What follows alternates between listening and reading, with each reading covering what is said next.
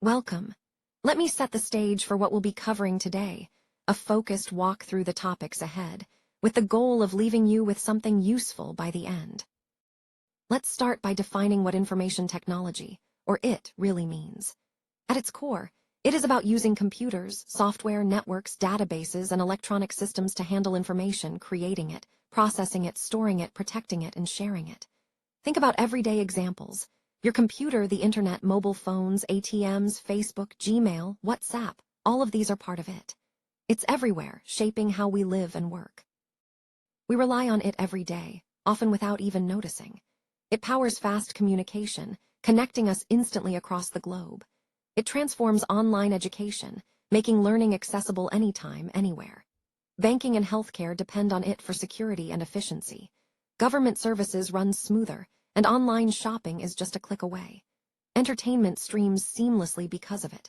This slide shows why it is so important. It's the backbone of so much in our daily lives. The first generation of computers was defined by some pretty clear characteristics. These machines were huge, often filling entire rooms. They consumed a lot of electricity and generated excessive heat, which made them tricky to manage.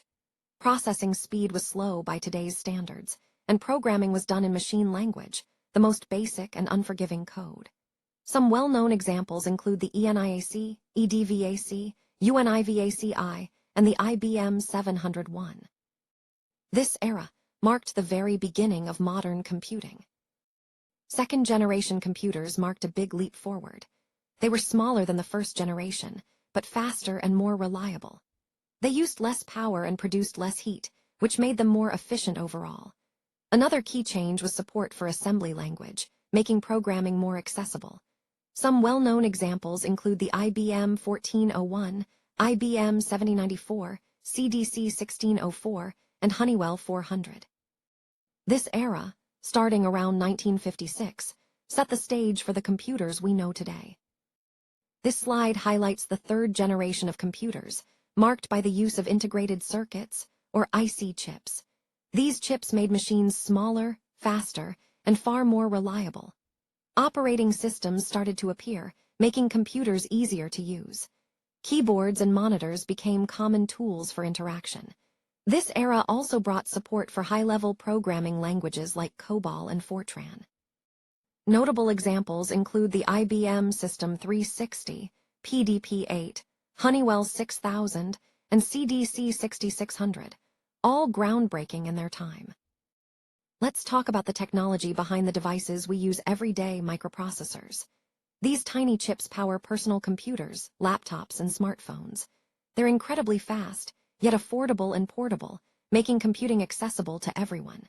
Thanks to graphical user interfaces, or GUIs, interacting with these devices is intuitive and visual.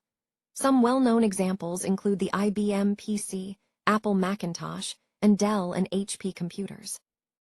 This technology really took off in the early 1970s, marking the start of the fourth generation of computing.